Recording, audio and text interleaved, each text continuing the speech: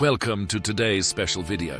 We are living in tumultuous times, and Donald Trump's victory may be a significant sign that the Christian community cannot ignore. Could this be a divine reminder, a warning from God for the times ahead? If you want to understand more deeply and not miss any important message from God, stay with us and don't forget to hit the subscribe button now. Today we are witnessing a truly remarkable historical moment. Donald John Trump, a real estate developer, reality TV star, and controversial politician, now returns to the White House as the 47th President of the United States. Although opinions on him may vary, this event is undeniably a major turning point for America and the world. Trump has made history, joining the ranks of Grover Cleveland, the only president before him to serve non-consecutive terms, last seen in the late 19th century. With this victory, the Republican Party not only reclaimed the White House but also took control of the Senate, a turnaround from the Democrats for the first time since 2021. This outcome not only reshapes the power structure in Washington, but also impacts numerous national and international policies. According to the Washington Post, Trump's return has sparked hope among his supporters, while those looking for a different leader may feel apprehensive about the future. This highlights two opposing directions within the American public. Trump identifies as a Presbyterian. He attended Sunday school and was confirmed in 1959 at the First Presbyterian Church in Jamaica, Queens. In the 1970s, his parents joined the Marble Collegiate Church in Manhattan, affiliated with the Reformed Church. The pastor at Marble, Norman Vincent Peale, served the Trump family until Peale passed away in 1993. Trump described Peale as a mentor. In 2015, after Trump stated that he attended Marble services, the church publicly clarified that he is not an active member of the church. In November 2019, Trump appointed his personal pastor, televangelist Paula White, to the White House Office of Public Liaison. However, for the Christian community, this moment carries a deeper meaning. The Bible constantly reminds us that human power is temporary, and all the ups and downs in politics are part of God's plan. As stated in Daniel 2:21, He changes times and seasons, He deposes kings and raises up others. This verse reminds us to look beyond political shifts and place our trust in a greater, more enduring plan of God. While the world often places hopes or fears on leadership changes and policies, the Bible reminds us that there is an unchanging foundation, the eternal promise of God. Earthly leaders come and go, nations rise and fall, but God's kingdom is eternal and unshakable. This is the firm anchor that helps us move past fleeting emotions of political victory or defeat, keeping our hearts in the peace of God's supreme and ultimate triumph. In 2 Timothy 3:1, Paul warns, "But mark this, there will be terrible times in the last days." Trump has expressed strong views on protecting religious freedom and nationalism, which some see as aligning with signs of awakening and major societal shifts before God's return. But as believers, we do not read these prophecies with fear. Instead, they prepare us, reminding us that no matter who leads, everything is under God's control. During his presidency, Trump imposed a travel ban on citizens from several majority Muslim countries, citing security concerns. After legal challenges, the Supreme Court upheld the third revised version of the policy. Trump also recognized Jerusalem as the capital of Israel and brokered the Israel-United Arab Emirates peace agreement, policies that have led some to call him the most pro-Israel U.S. president in history. Donald Trump's victory holds significant meaning for the Catholic community, especially as traditional values and religious freedom face numerous challenges in modern society.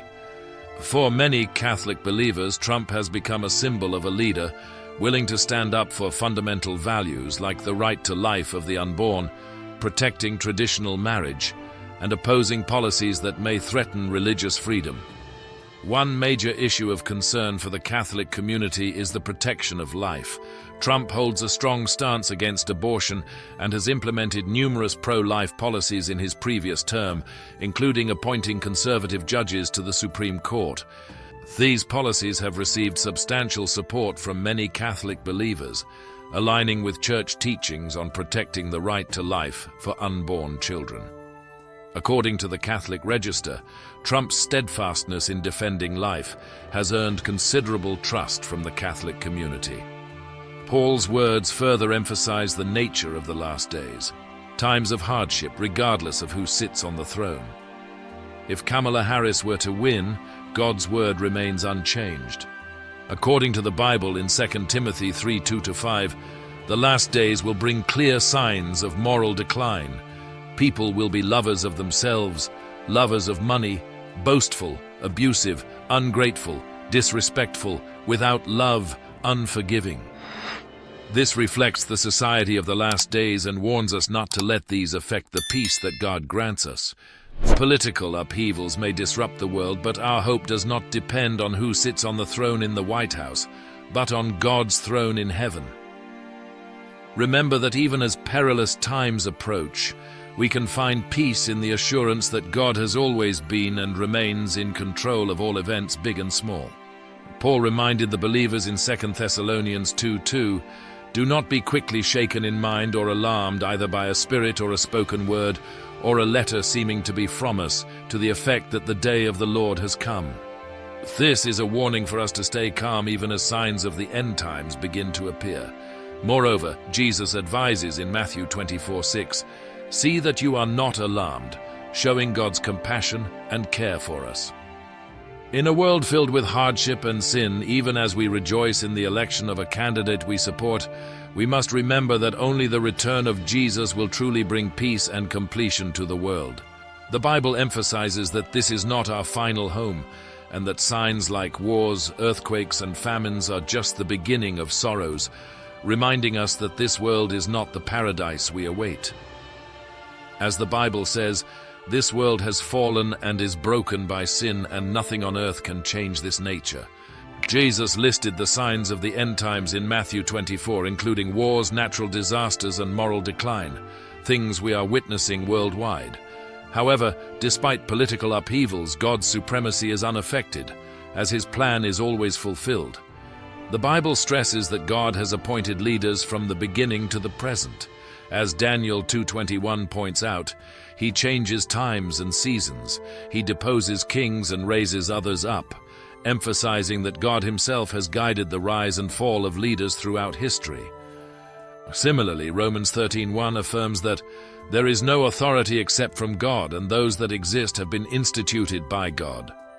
And in Daniel 4:17 we read, "The Most High is sovereign over the kingdoms of men and gives them to anyone he wishes." Whether a president, king, or any leader, all power is under God's supreme control, as he has appointed them for his purposes. God's authority over history is limitless, and no leader rises to power without his permission. As the Washington Times writes, every leader from past to present has been appointed and placed within his plan. From Joe Biden, President of the United States, to Xi Jinping, President of the People's Republic of China, from Narendra Modi, Prime Minister of India, to Vladimir Putin, President of Russia, from Javier Milei, President of Argentina, Anthony Albanese, Prime Minister of Australia, to Kim Jong-un, Supreme Leader of North Korea, and Benjamin Netanyahu, Prime Minister of Israel, all hold their power by God's permission. Donald J. Trump's return as the 47th President of the United States is no different. Each leader rises to power not by chance, but because they fit within God's divine plan. God's supreme authority prevents us from being disturbed or fearful of biblical prophecies about difficult times. Instead, these prophecies are sent to strengthen our faith in God's control. Paul's warning in 2 Timothy 3:1 that, "In the last days perilous times will come," is not meant to instill fear, but to prepare us mentally. God is not surprised by the state of the world or events as they unfold. The Bible repeatedly emphasizes that everything is in his hands. In 2 Thessalonians 2:2, Paul encourages believers not to be quickly shaken or alarmed, but to maintain strong faith in God's promises. Jesus also teaches his disciples not to fear when facing trials, advising, "See that you are not alarmed," were Matthew 24:6.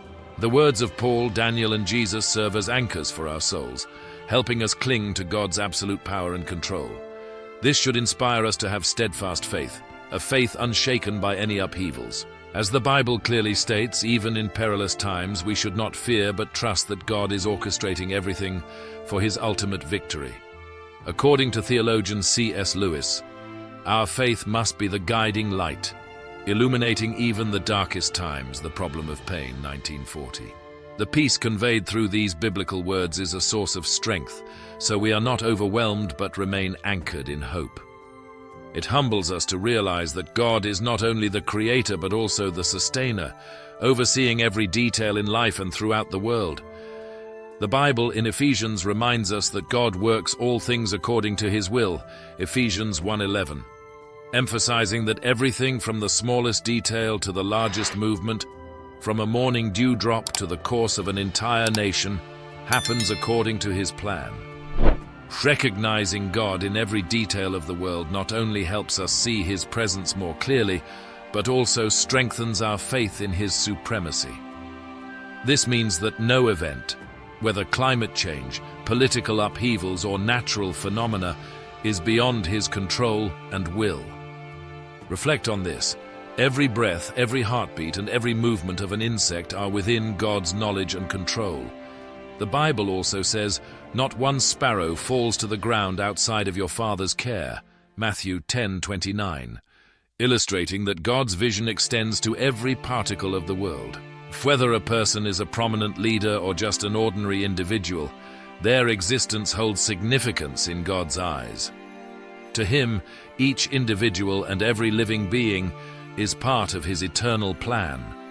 The rise of leaders is also part of God's plan. From Joe Biden to Xi Jinping, from Narendra Modi to Vladimir Putin, each person in power has a role in the grand picture that God has foreordained. The rise and fall of leaders do not occur randomly, but are part of the plan that God has set in place from the beginning. Daniel 2:21 makes clear that he changes times and seasons, he removes kings and sets up kings, affirming that God orchestrates every shift in power worldwide. Whether a leader is good or evil, all operate under God's supreme authority. This leads us to an important question. Why, amidst the world's turmoil and instability, should we not fear? Simply because the Bible reminds us that God not only knows everything, but also controls all things. In 2 Thessalonians 2:2, Paul advises us not to be quickly shaken or alarmed by worldly events, but instead to hold on to faith, firmly trusting in God's promises. Even Jesus warns in Matthew 24:6, "See that you are not alarmed." This is not just advice, but a reminder that when we put our trust in God, we will find peace. However, this peace should not distract us from what truly matters.